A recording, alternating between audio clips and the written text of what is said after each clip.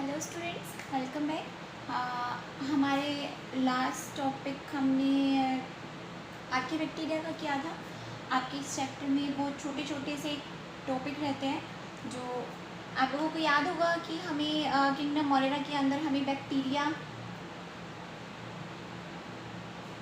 Archaebacteria हो गया, साथ में साइनोबैक्टीरिया, माइकोप्लाज्मा, इनको भी पढ़ते हैं। ठीक है,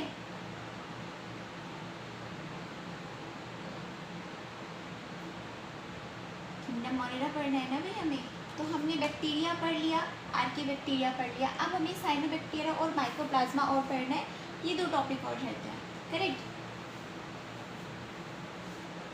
तो भाई सबसे पहले हम उठा लेते हैं माइकोप्लाज्मा को। देखो हमने जो बेसिकली बैक्टीरिया हमने इतना लंबा क्यों पढ़ा था, क्योंकि किंगडम मोरेरा के अंदर ज़्यादातर जो कैरेक्टरिस्टिक्स हैं वो बैक्टीरिया जैसी होंगी। कुछ कैरेक्टरिस्टिक्स अब जो माइकोप्लाज्मा हम अलग से पढ़ रहे हैं उसमें भी कैरेक्टरिस्टिक्स जो बैक्टीरिया के अंदर हमने पढ़ी ज़्यादातर वो होती है, लेकिन कुछ एक डिफरेंसेस हो रहे हैं वो हम यहाँ पे बात करते हैं। जो माइकोप्लाज्मा होता है, अगर मैं उसकी स्ट्रक्चर की बात करूँ,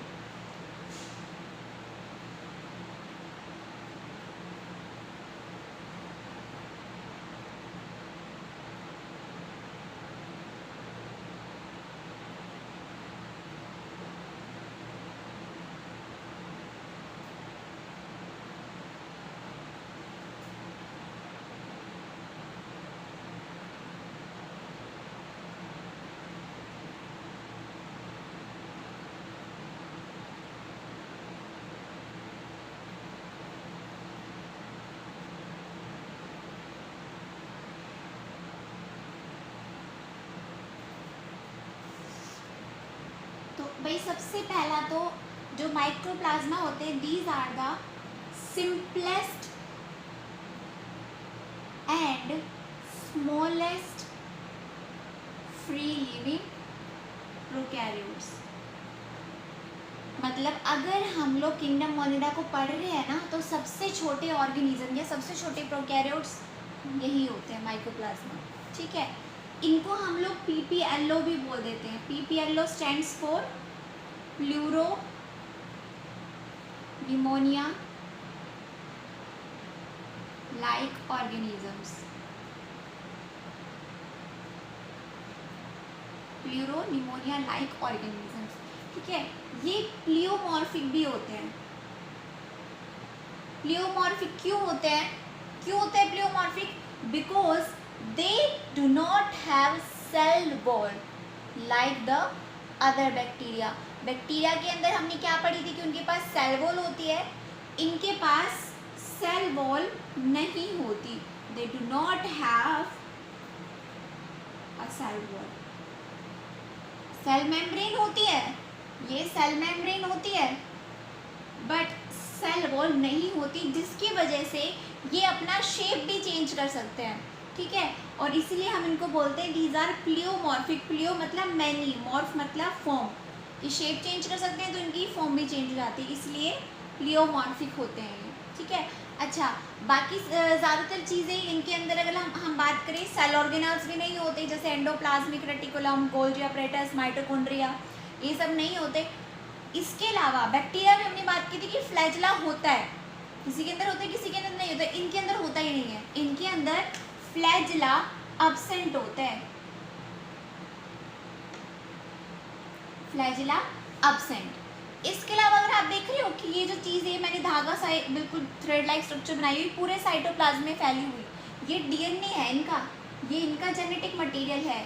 क्योंकि बैक्टीरिया में याद है मैंने बताया कि हिस्टोन प्रोटीन नहीं होते हैं, बट दूसरे तरह के प्रोटीन होते हैं जो उनको बाइंड करके रखते हैं एक जगह पे साइटोप्लाज्म में, लेकिन इनके अंदर वो नहीं होते हैं। इसलिए जो जेनेटिक मटेरियल है वो पूरे साइटोप्लाज्म में फैला हुआ होता है, पूरे साइटोप्लाज्म में फैला हुआ होता है, ऑयल होके पूरे साइटोप्लाज्म में फैला हुआ मिलेगा। ओके, तो ये हमारे इसकी कैरेक्टरिस्टिक्स। अच्छा, इसके अलावा जो माइकोप्लाज्मा है वो न्यूट्रिशन में भी हेट्रोट्रॉपिक नेचर के होते हैं।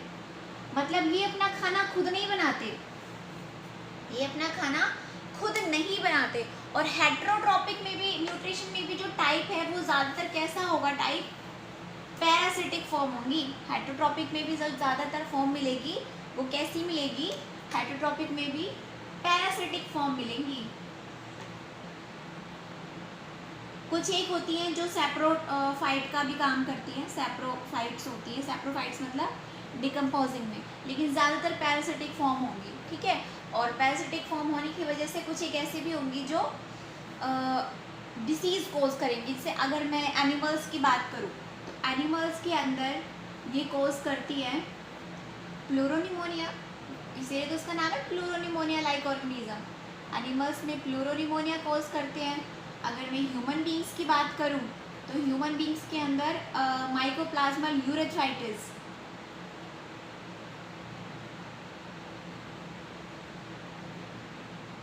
कोज करती है। और अगर मैं प्लांट्स की बात करूं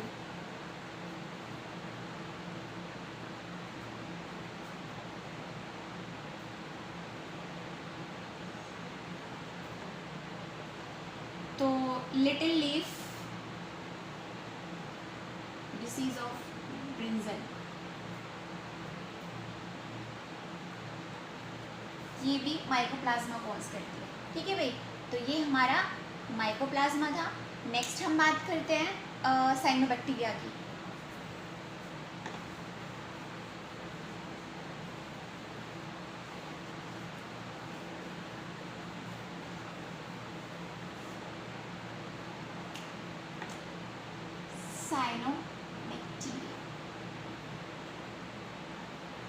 साइनोबैक्टीरिया को हम लोग कॉमन नेम में ब्लू ग्रीन एल्गी भी बोल देते हैं, ठीक है। तो जो साइनोबैक्टीरिया है वो कैसे होते हैं, ये होते हैं फोटोसिंथेटिक, मतलब अपना खाना खुद बना लेते हैं। कैसे? फोटोसिंथेसिस करके। अब एक बात ध्यान देना, जो बैक्टीरिया थे जो अपना खाना खुद बना सकते थे फोटोसिंथेसिस के थ्रू, जो बैक्टीरिया फोटोसिंथेसिस के थ्रू अपना खाना खुद बना सकते थे, वो हमेशा अनऑक्सीजेनिक फोटोसिंथेसिस करते हैं। मेरा मतलब समझ रहे हो? अनऑक्सीजेनिक मतलब वो फोटोसिंथेसिस करेंगे लेकिन ऑक्सीजन की प्रेजेंस में नहीं करेंगे बैक्टीरिया।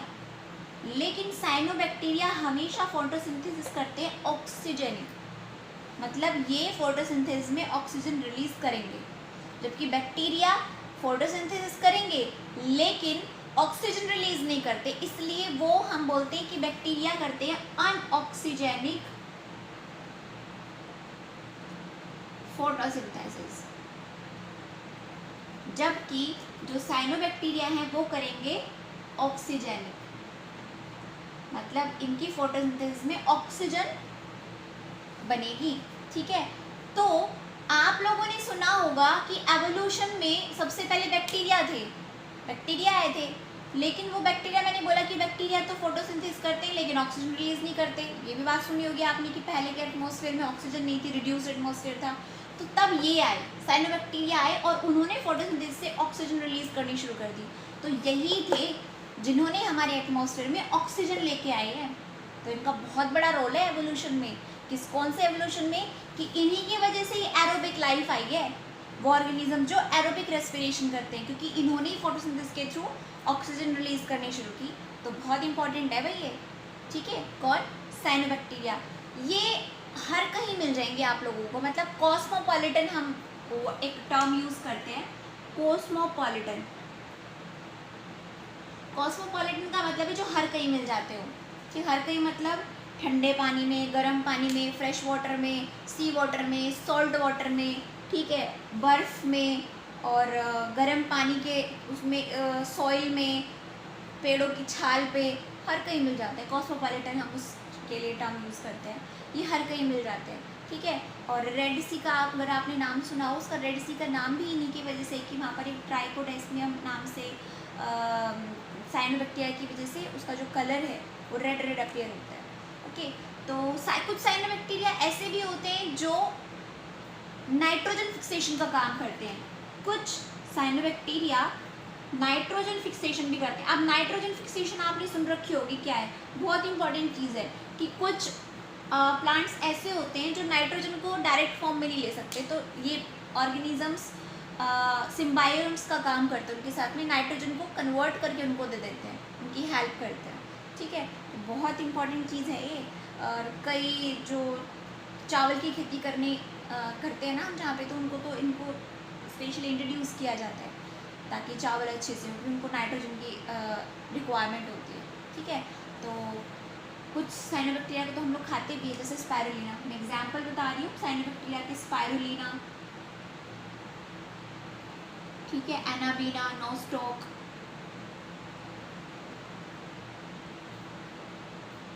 तो ये नाइट्रोजन फिक्सेशन कैसे करते हैं, इनके अंदर ना एक हेट्रोसिस्ट नाम की स्ट्रक्चर होती है, इस तरह से ये इस तरह की स्ट्रक्चर होती है, हेट्रोसिस्ट,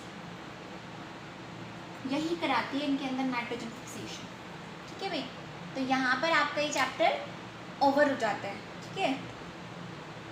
अगर आप लोगों को कोई प्रॉब्लम हो तो प्लीज़ मुझसे ज़रूर कंसल्ट कर लेना।